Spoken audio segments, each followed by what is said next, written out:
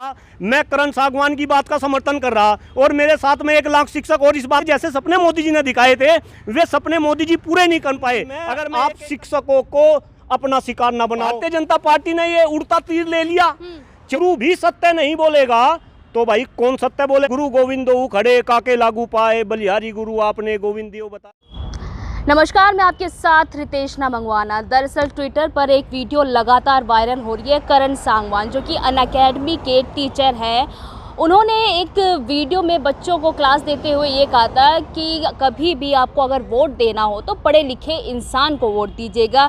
ये वीडियो लगातार ट्विटर पर ट्रेंड करती गई। उसके बाद ट्रेंड करने के बाद करण सागवान को अपनी नौकरी से हाथ धोना पड़ा। हमारे साथ इसी मुद्दे पे बातचीत करने के लिए कुलदीप मलिक जी मौजूद हैं। प्रोफेसर हैं, अपनी बातों को बड़ी मुखरता से रखते हैं, तो सीधा उनसे जुड़ेंगे कि उनको क्या कुछ लगता है और इस विषय के बारे में वो क्या सोचते हैं। सर, आपने देखा लगातार ट्विटर पर ये वीडियो वायरल हो रही है। करण सागवान जो कि एक टीचर है, टीचर का हक होता है कि अपने बच्चों को अच्छे से अच्छी शिक्षा देना, पर कहीं ना कहीं वो शिक्षा देने के चक्कर में उन्होंने अपनी नौकरी गंवा दी। आप क्या सोच रहे हैं इसके बारे में? देखिए मैडम, हम एक ऐसे देश के निवासी है कि जिसमें हमें बचपन से ये पढ़ा गया कि भाई गुरु गोविंदो खड़े काके लागू पाए, बलिहारी गुरु आपने गोविंद दियो बताए। यानी कि इस देश में जो गुरु का स्थान है वो कहीं ना कहीं गोविंद से, भगवान से भी ऊपर माना गया है। और ऐसे देश में आज ये सिचुएशन आ गई कि अगर कोई गुरु कोई सच्ची बात क्लासरूम के अंदर कहता है तो उस सच्ची बात को लेकर सोशल मीडिया के ऊपर एक निगेटिव ट्रेंड चला जाता है और उसी निगेटिव ट्रेंड के तहत आज उस गुरु को अपनी जॉब से हाथ धोना पड़ता है। मैं कहता हूं कि इससे शर्मसार कोई घटना नहीं हो सकती इस देश में। और मैं आपके चैनल के माध्यम से हिंदुस्तान की 142 करोड़ जनता से ये भी क्वेश्चन करना चाहता हूं कि अगर इस देश में गुरु सत्य नहीं बोलेगा तो भाई कौन सत्य बोलेगा? क्या इस देश में राजनेता सत्य बोलेंगे? ये भी आपको सोचना पड़ेगा। सर, मेरा क्वेश्चन ये भी है कि इस पर जो है क्या अनअकैडमी जो पूरी संस्था है कहीं ना कहीं वो किसी एजेंडे को लेकर, किसी प्रोपेगेंडे को लेकर कुछ बच्चों को राजनीति के खिलाफ कुछ परोसने के लिए मतलब कि वो कर रही है, उत्साहित कर रही है? देखिए मैडम, मैं आपको ये बताऊं, अनअकैडमी संस्था के बारे में जैसी मेरी जानकारी है, एक बहुत ही बड़ी संस्था जिसके पास में लाखों की संख्या में जो है स्टूडेंट है, छात्र है और बहुत सारे शिक्षक उनके पास में है। और अगर कोई शैक्षणिक संस्थान है तो उसका राजनीतिक क्या एजेंडा होगा, ये तो मेरी सोच से परे है। और ये तो कहीं ना कहीं भारतीय जनता पार्टी की जो सरकार है फिलहाल सत्ता में है, उनका एक प्रोपोगेंडा है। क्योंकि अब वो कहीं ना कहीं इस बात को सिद्ध करने में लगेंगे कि अगर अनअकैडमी ने अपने शिक्षक के अगेंस्ट में कोई डिसीजन लिया, उनको जॉब से हटाने का डिसीजन लिया, तो वो डिसीजन कहीं ना कहीं सही है। लेकिन मैं ये डिसीजन हिंदुस्तान की जनता के ऊपर छोड़ता हूँ। हिंदुस्तान के अंदर जो शिक्षक है, जो शिक्षक समाज है, उनके ऊपर मैं ये डिसीजन छोड़ता हूँ और उनको ये चिंतन करने के लिए मैं निवेदन करता हूँ कि भाई आप भी चिंतन करो। एक शिक्षक अगर क्लासरूम के अंदर ये कहता है कि आप देश में पढ़े लिखे लोगों को वोट दो, यानी कि आप पढ़े लिखे लोगों को अपना जनप्रतिनिधि सुनो, तो क्या उसने कोई बात गलत कही क्या? और मैं डॉक्टर कुलदीप मलिक, मैं भी शिक्षक हूँ, मैं भी जो करण सागवान है उनकी बात का समर्थन करता हूँ और डंके की चोट पे इस बात को कहता हूँ कि जब तक देश में पढ़े लिखे लोग नहीं आएंगे तो ये अनपढ़, गवार, जाहिल, दुष्ट लोग हमारे ऊपर ऐसे ही शासन करते रहेंगे। तो करण सागवान की बात का डॉक्टर कुलदीप मलिक पूरी मुखरता के साथ 100% समर्थन करता है और करण सागवान के पक्ष में डॉक्टर कुलदीप मलिक ने आज लाखों देश के शिक्षक जो इस देश के अंदर राष्ट्रभक्त है, जो अपने राष्ट्र से, अपने समाज से सच्चा प्यार करते हैं, वो आज करण सागवान के पक्ष में खड़े हैं।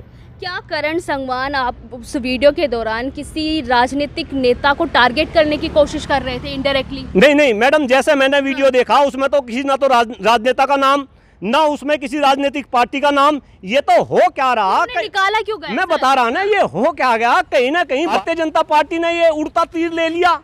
क्योंकि जब इस देश में अनपढ़ों की बात होती है तो कहीं ना कहीं भारतीय जनता पार्टी वाले आदरणीय प्रधानमंत्री नरेंद्र मोदी जी को टारगेट समझते हैं कि भाई ये नरेंद्र मोदी जी को टारगेट कर रहे हैं।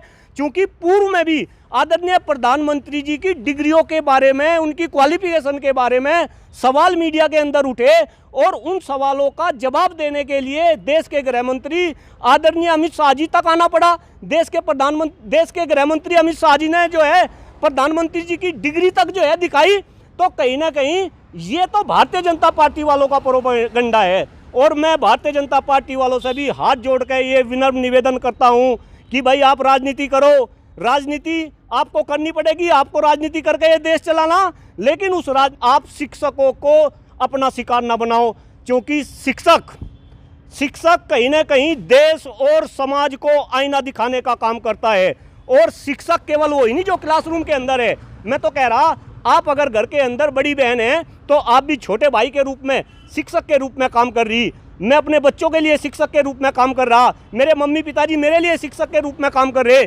तो आप एक करण सागवान के खिलाफ अगर एक्शन ले रहे तो उसकी जो आवाज़ है इस देश के 142 करोड़ लोगों के जो है दिमाग में जा रही। और कहीं ना कहीं आपके प्रति इन 142 करोड़ लोगों की निगेटिविटी इस तरीके से जनरेट हो रही कि अगर शिक्षक इस देश में सत्य को सत्य नहीं कहेगा, और अगर शिक्षक देश में सत्य को सत्य कहेगा तो उसको अपनी जॉब तक गंवानी पड़ेगी। तो ये भारतीय जनता पार्टी वालों के लिए भी बहुत निगेटिव है। कृपा करके सावधान रहे। और जो भारतीय जनता पार्टी के नेता जो सोशल मीडिया पे एक निगेटिव ट्रेंड चला रहे, मैं तो देख रहा था, MP बहन है जो है प्रज्ञा बहन, वो कहीं ना कहीं जो है अनअकैडमी के पक्ष में वो कर रही, कमेंट कर रही, प्राची प्रज्ञा है ना। उन्होंने कहा कि भाई अनअकैडमी ने जो शिक्षक के विरुद्ध कदम उठाया वो सही कदम है। अरे शर्म आनी चाहिए बहन आपको भी, अगर आप इस तरीके की बात करेगी।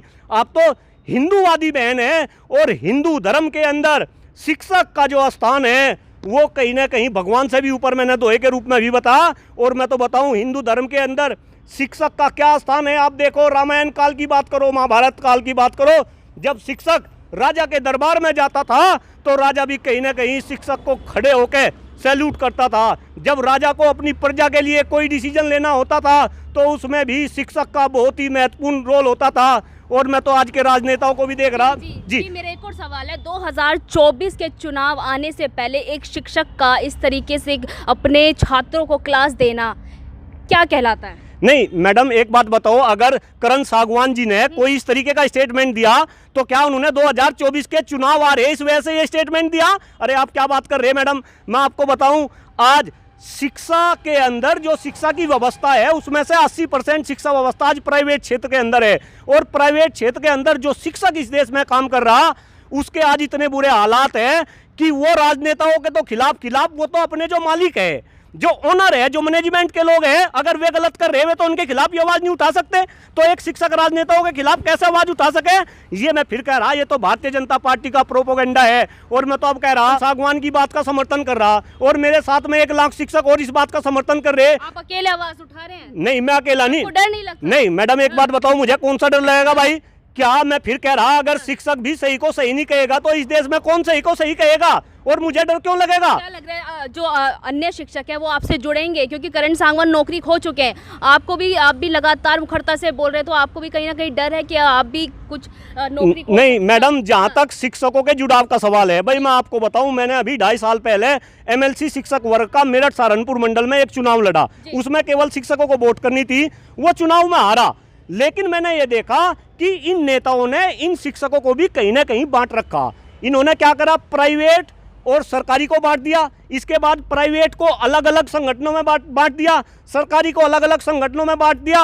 और उस बांट का ही नतीजा है कि आज देश का शिक्षक इस कदर परेशान है कि वो अपनी बात को अच्छे से रख नहीं पाता। मैं भले ही सरकारी शिक्षक की बात करूं, आपको बताऊं, आप एक युवा पत्रकार है, आपको पता होना चाहिए सरकारी क्षेत्र में जो काम करने वाले शिक्षक हैं उनको पुरानी पेंशन स्कीम के तहत पेंशन नहीं मिल रही, उनको नई पेंशन स्कीम के तहत पेंशन मिल रही, जबकि नेताओं को पुरानी पेंशन स्कीम के तहत पेंशन मिल रही। वो वैसे परेशान जो प्राइवेट क्षेत्र में काम कर रहा, जब समान काम शिक्षक करते हैं तो उनको समान वेतन भी मिलना चाहिए। मैडम, आपको जानकर भी बड़ा आश्चर्य होगा, इस देश के शिक्षक, प्राइवेट शिक्षक आज 5-5, 10-10 हज़ार रुपए में काम कर रहे। मैं चाहता हूं आपकी ये वीडियो आदरणीय प्रधानमंत्री नरेंद्र मोदी जी तक जा और एक शिक्षक का बयान उनके दिल को छुए। मैं बता रहा कि इस देश में जो मजदूर काम करते हैं 500 रुपये एक दिन का मजदूर जो है अपनी दाढ़ी लेता है, यानी कि एक महीने में 15,000 रुपये एक मजदूर ले रहा, और शिक्षक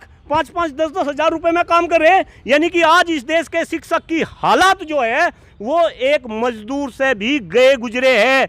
क्या ये बात आदरणीय प्रधानमंत्री नरेंद्र मोदी जी तक नहीं जाती?